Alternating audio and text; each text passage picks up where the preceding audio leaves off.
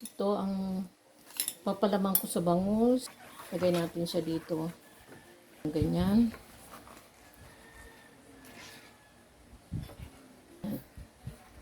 Ano siya.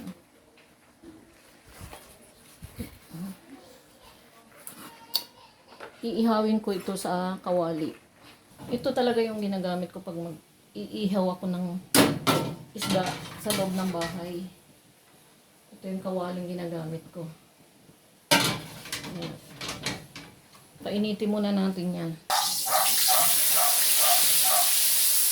Bali, dalawang bangus yung iihawin.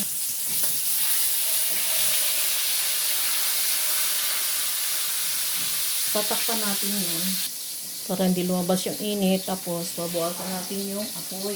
Ganito ang gamit gawin nyo pag tag-ulan. Sa loob ng bahay, kawali na lang. Saka ano pa tayo sa usok. Balik pa rin muna natin.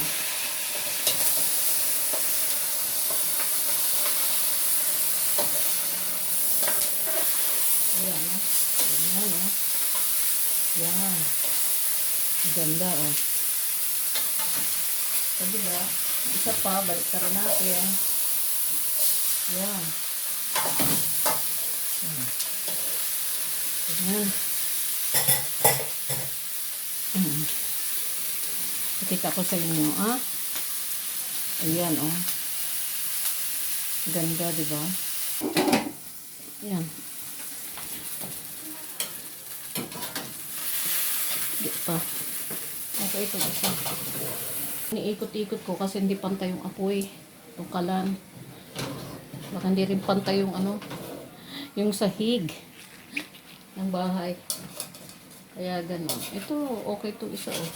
Hindi siya gaanong nanikit. Ito isa lang.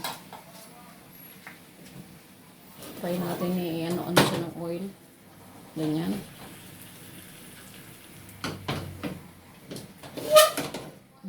Ganyan.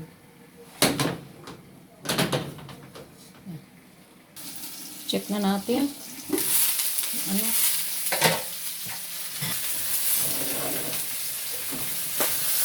Yan. Balik ka rin naman natin sa side ng sa tiyan. Bandang tiyan.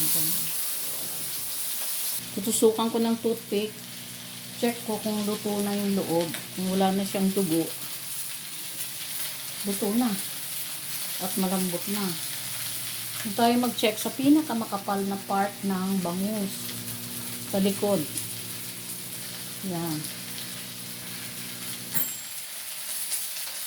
Okay na siya. Luto na. Wala na siyang dugo. Pwede na. Tayin ko na yung apoy.